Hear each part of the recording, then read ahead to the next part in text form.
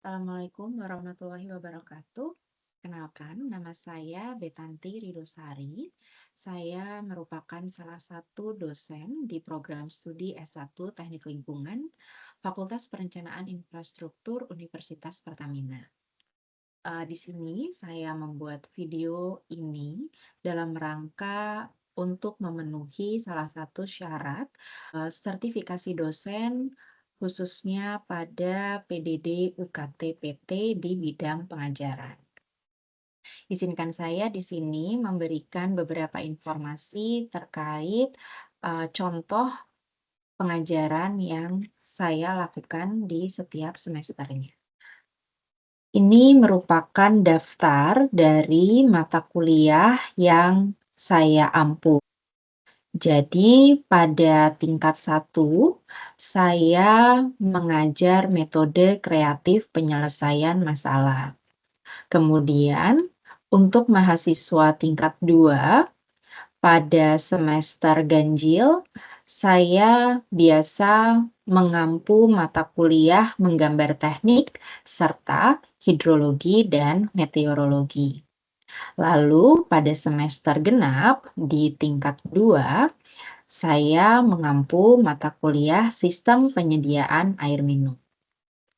Kemudian untuk tingkat ketiga, saya mengampu 3 mata kuliah, yaitu Keselamatan dan Kesehatan Lingkungan Kerja, Perencanaan Instalasi Pengolahan Air Minum, dan Sistem Manajemen Lingkungan. Lalu, beberapa mata kuliah pilihan adalah Penilaian Resiko Keselamatan dan Kesehatan Kerja, serta Penyediaan Air Minum dan Sanitasi Berbasis Masyarakat. Pada video ini, saya akan memberikan salah satu contoh pengajaran adalah untuk mata kuliah Sistem Penyediaan Air Minum. Untuk mata kuliah ini memiliki beban 3 SKS yang pengajarannya dibagi menjadi 2 pertemuan. Untuk pertemuan pertama, yaitu 2 SKS atau dengan durasi 100 menit. Lalu pertemuan yang kedua, 1 SKS atau berdurasi 50 menit. Ini merupakan mata kuliah wajib program studi dan berdasarkan dokumen kurikulum, yaitu ditujukan untuk mahasiswa semester 4. Mata kuliah ini memiliki tujuan untuk membekali mahasiswa dengan kemampuan merancang bangunan diantaranya yaitu bangunan pengambilan air baku atau kita kenal dengan bangunan intake. Selain itu juga seperti judul mata kuliahnya, di mata kuliah ini mahasiswa juga dibekali merancang sistem penyediaan air minum untuk jaringan perpipaan, baik itu jaringan perpipaan transmisi maupun distribusi. Lalu, mata kuliah ini juga membekali mahasiswa dalam mengoperasikan sebuah software yang dapat membantu mereka dalam mensimulasikan dan menganalisis aliran hidrolis dari jaringan perpipaan distribusi air minum. Kemudian bahan kajian diantaranya yang pertama adalah urgensi penyediaan air minum.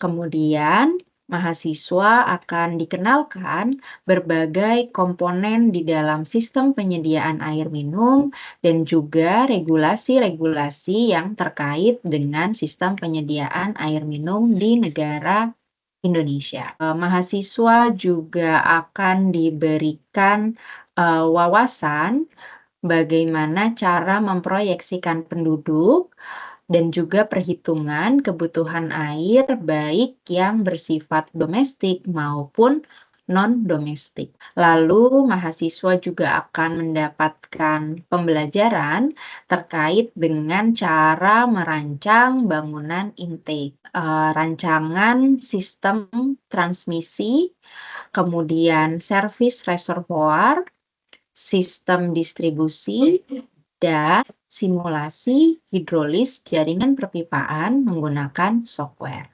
Lalu dalam mata kuliah ini terdapat beberapa CPMK, yang dimana CPMK tersebut merupakan turunan dari CPL. Terdapat 2 capaian pembelajaran lulusan yang ditargetkan.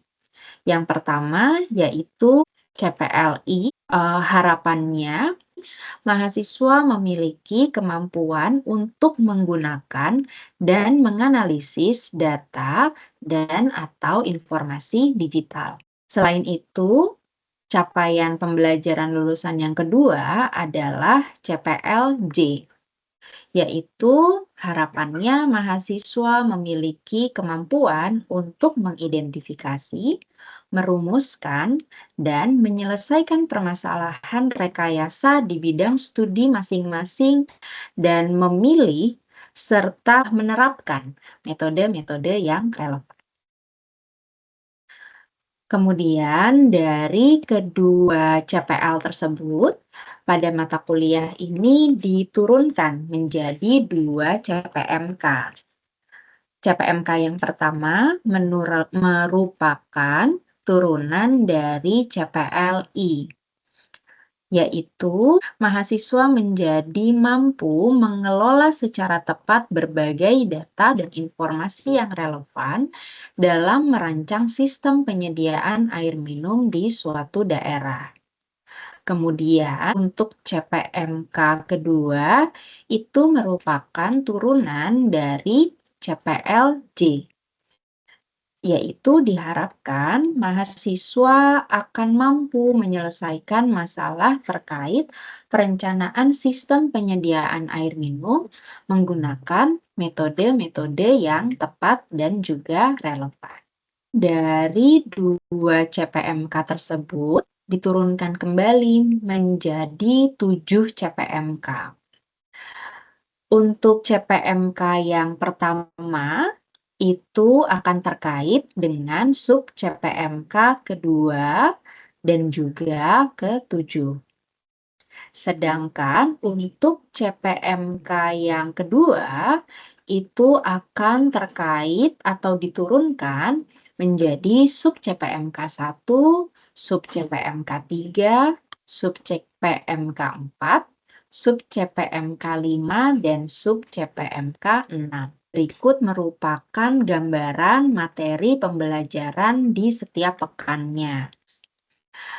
Beberapa materi pembelajaran yang diberikan sebelum UTS, yaitu diantaranya pada pekan pertama adalah tentang urgensi penyediaan air minum dan juga pengenalan komponen-komponen pada sistem penyediaan air minum. Lalu berikutnya pada pekan kedua, ketiga, dan juga keempat, mahasiswa akan diberikan materi pembelajaran tentang proyeksi jumlah penduduk, pola kebutuhan air, dan juga standar kebutuhan air dari penduduk di daerah yang dilayani. Lalu, berikutnya pada pekan kelima dan keenam, mahasiswa akan dikenalkan berbagai tipe dari bangunan intake, kemudian kriteria lokasi untuk penempatan bangunan intake, dan juga tahapan dalam merancang atau mendesain bangunan intake. Lalu kemudian di pekan ke-7, mahasiswa akan diberikan materi pembelajaran tentang kriteria jalur transmisi dan aksesoris pipa. Dan itulah merupakan materi-materi pembelajaran yang diberikan sebelum UTS. Lalu untuk setelah UTS dan sebelum UAS, beberapa materi pembelajaran yang akan diberikan yaitu pada pekan 9 sampai 10, mahasiswa akan mendapatkan materi pembelajaran tentang hidrolika sistem perpipaan, prinsip dasar pompa, dan juga desain perpipaan sistem transmisi. Lalu di pekan ke-11-nya, mahasiswa akan mendapatkan materi tentang tipe servis reservoir dan juga metode perhitungan volume tangki servis reservoir. Lalu di pekan ke-12 sampai ke-13, mahasiswa akan mendapatkan materi tentang kriteria jalur distribusi, tipe jaringan perpipaan, hidrolika sistem perpipaan, dan juga desain sistem perpipaan distribusi. Lalu di pekan 14 sampai 15, di situ mahasiswa akan mendapatkan pengenalan software, yaitu software yang dapat digunakan untuk mensimulasikan perancangan dari sistem perpipaan distribusi.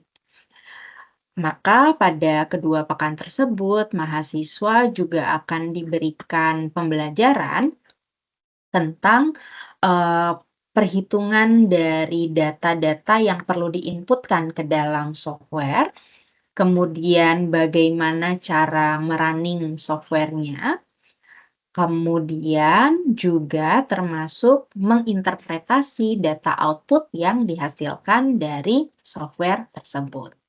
Ini merupakan gambaran dari sumber daya pembelajaran yang digunakan untuk mendukung jalannya mata kuliah sistem penyediaan air minum.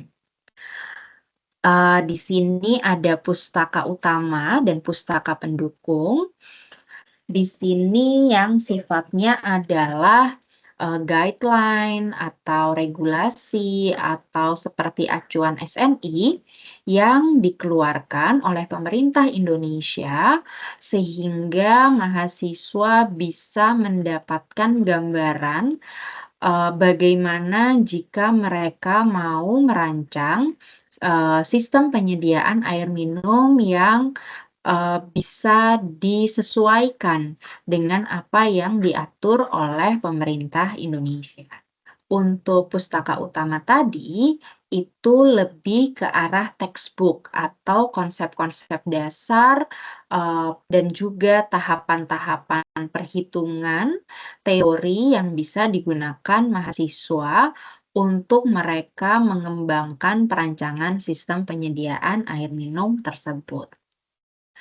Dan selain pustaka utama serta pustaka pendukung, terdapat software yang digunakan tadi untuk mensimulasikan hidrolis dari jaringan sistem distribusi yang dirancang.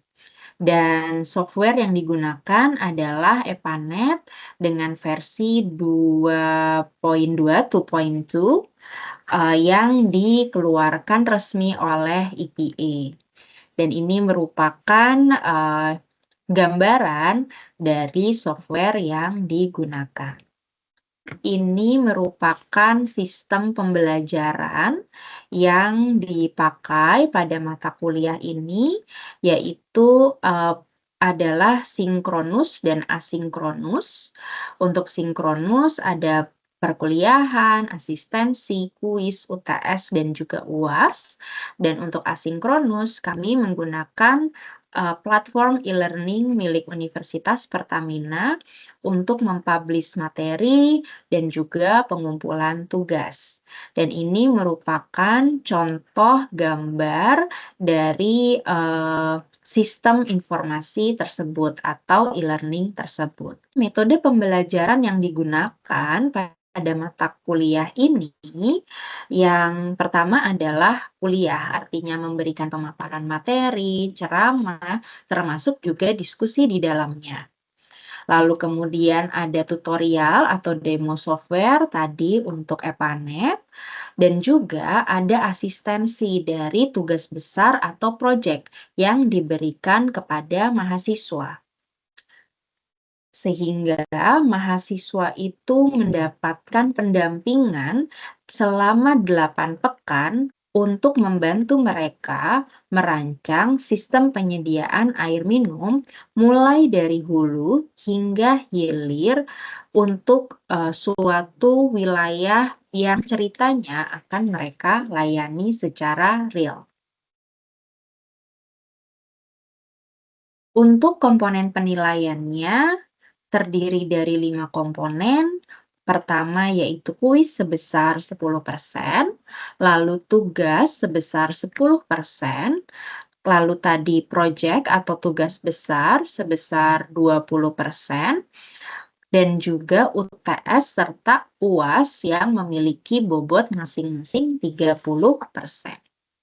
Lalu untuk interaksi antara dosen saya begitu ya dengan mahasiswa itu umum terjadi di kelas. Di situ saya selalu memberikan kesempatan kepada mahasiswa untuk bertanya dan juga menjadi media atau sarana saya untuk memastikan apakah mahasiswa betul-betul memahami tentang konsep dan tahapan dari materi pembelajaran yang sudah diberikan. Selain itu, mahasiswa juga sering menghampiri atau mendatangi saya di luar kuliah gitu ya, di luar jam kuliah ketika mereka memiliki pertanyaan khususnya terkait dengan tugas besar atau proyek yang sedang mereka kerjakan. Untuk prestasi di bidang pengajaran, berikut adalah beberapa penghargaan yang pernah saya dapatkan dari Direktorat Pendidikan Universitas Pertamina, yaitu pada tahun akademik 2022 dan 2023, saya mendapatkan penghargaan untuk kualitas pengajaran terbaik di tingkat Fakultas Perencanaan Infrastruktur. Lalu juga di tahun akademik 2023 sampai dan 2024 juga mendapatkan penghargaan pada kategori yang sama dan pada tahun akademik yang sama pun mendapatkan penghargaan pada kategori disiplin pengajaran. Sekian dari saya. Setelah ini Bapak dan Ibu dapat melihat contoh sesi pengajaran yang saya lakukan di kelas. Demikian dari saya akhiri. Terima kasih dan selamat menonton video berikutnya. Assalamualaikum warahmatullahi wabarakatuh. Oke, udah mulai ya. Assalamualaikum warahmatullahi wabarakatuh. Hari ini kita melanjutkan mata kuliah sistem penyediaan air minum di materi ke-13, jadi belum ini kita akan uas. Nah, hari ini kita lanjut ke perhitungan terkait dengan sistem distribusi. Nah, mungkin sebelum kita mulai ada baiknya kita berdoa dulu. Silahkan berdoa menurut agama dan kepercayaannya masing-masing. Berdoa di berdoa di Oke, nah sebelum kita lanjut ke materi sistem distribusi, mungkin kita refresh sebentar ya. Kalau di sistem penyediaan air minum, sebelumnya kita udah pernah mengenal apa itu yang namanya sistem transmisi dan apa itu sistem distribusi. Nah, mungkin boleh ada yang bantu merefresh apa itu perbedaan antara sistem transmisi dan sistem distribusi. Saya mau. Ya, boleh. Kalau transmisi itu dia sumber penyaluran air dari mata airnya itu kayak dari sungai, waduk, danau dan lainnya. Tapi kalau yang distribusi itu sumber penyaluran airnya itu dari reservoirnya itu. Ya, oke. Jadi kalau sistem transmisi itu adalah sistem perpipaan yang mengalirkan air dari air baku gitu ya menuju ke misalnya instalasi pengolahan air atau misalnya sampai ke reservoir. Sedangkan kalau sistem distribusi itu sudah fokus dari reservoir atau air yang sudah diolah menuju ke rumah-rumah. Nah, kalau kita lihat gitu ya di sistem distribusi ini sendiri jaringan. Yang pertama ada tipe jaringan percabangan gitu ya, yang ini, dan kemudian ada sistem yang bentuknya loop atau tertutup, atau bahkan kita bisa lihat lagi gitu ya, bisa dibagi menjadi tiga, ada yang percabangan, ada yang loop, tapi juga ada yang kombinasi. Jadi kombinasi itu adalah perpaduan antara sistem loop dengan sistem percabangan. Nah, metode yang bisa kita pakai untuk merancang sistem distribusi itu ada yang namanya metode Hardy-Cross. Tapi selain itu kita juga sebetulnya bisa pakai EPANET. EPANET itu seperti perangkat lunak gitu ya, software yang juga bisa kita gunakan untuk mengecek apakah rancangan sistem distribusi kita itu sudah sesuai atau. Nah, kemudian untuk metode Hardy-Cross sendiri gitu ya, hari ini kita akan fokus ke belajar metode Hardy-Cross. Jadi pertama adalah prinsip yang harus kita pahami bahwa si metode Hardy-Cross ini dia menggunakan prinsip kontinuitas. Jadi debit yang masuk sama dengan debit yang keluar. Prosedurnya gitu ya, diantaranya ini. Jadi yang pertama yang paling penting adalah kita perlu menentukan dulu besaran debit di setiap segmennya.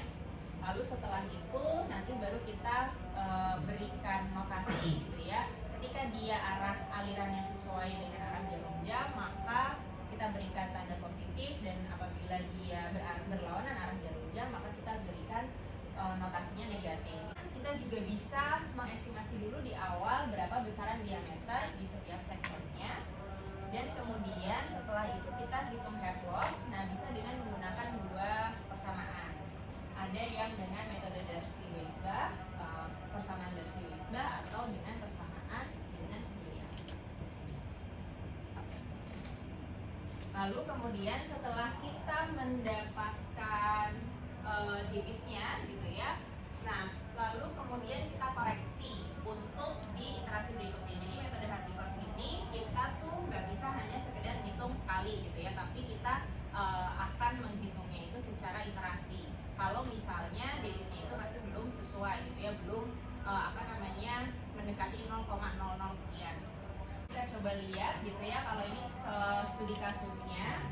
Jadi misalnya kita mau merancang sistem distribusi seperti ini. Ada 3 loop gitu ya, ada loop 1 yang ini, kemudian loop 2, kemudian yang ini adalah loop ketiga.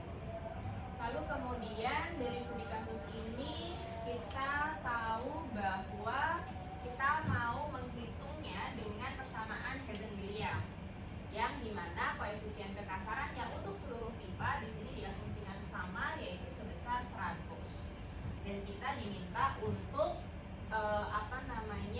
merancang sistem distribusi ini sampai debitnya itu kurang dari 0,2 meter kubik per menit.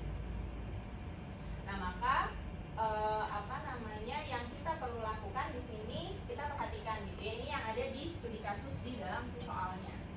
Jadi ketika ada aliran gitu ya, di sini ada aliran masuk sebesar 25 meter kubik per menit gitu. Kemudian di sini nanti akan ada keluar 2,2 meter kubik per menit.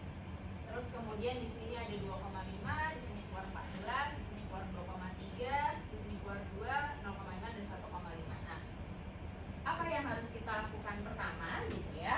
Nah, maka tadi sesuai dengan prosedurnya yang kita lakukan adalah mengestimasi dulu pembagian besaran debit di setiap segmennya dengan menggunakan prinsip kontinuitas. Jadi di sini nih ya, ini tadi adalah soalnya gitu. Di sini juga sudah diketahui berapa panjang di setiap segmennya dan berapa besar diameternya. Yang milimeter ini adalah diameter gitu ya, yang dalam satuan meter ini adalah panjangnya.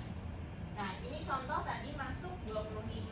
Nah, ketika masuk 25, dia terbagi dua gitu ya, menjadi dua pipa. Ada yang ke sini, ada yang ke atas.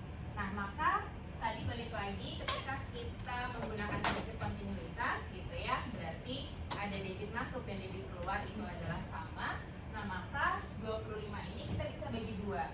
Nah, di sini itu tergantung asumsi kita, gitu ya. Terserah apakah kita mau membaginya misalnya adalah di sini 10 gitu ya debitnya, kemudian di atas adalah 15. Artinya kan penjumlahannya tetap 25. Atau seperti di sini kalau di contoh soal ini dia membaginya yang ke sini adalah 13, yang ke atas adalah 12.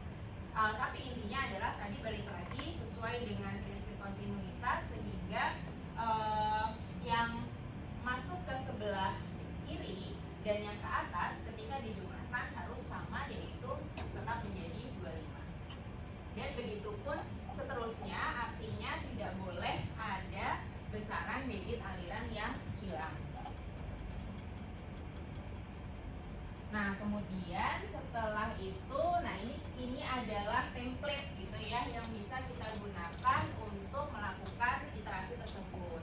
Jadi tadi kalau kita lihat dari studi kasusnya kita punya di loop 1 gitu ya, kita punya debit gitu kan. Debit itu tadi tergantung dari asumsi kita gitu ya. Nah, debit-debit ini misalnya kan ini adalah loop 1 gitu ya, maka debit-debit yang sudah kita asumsikan di situ di setiap segmennya bisa kita tuliskan di kolom yang pertama. Lalu kemudian di sini kita bisa tuliskan juga diameter dan juga panjangnya. Nah, itu sesuai dengan yang ada di soal. Jadi contoh misalnya untuk segmen AB, maka panjangnya itu adalah 1250 meter dan diameternya adalah 405.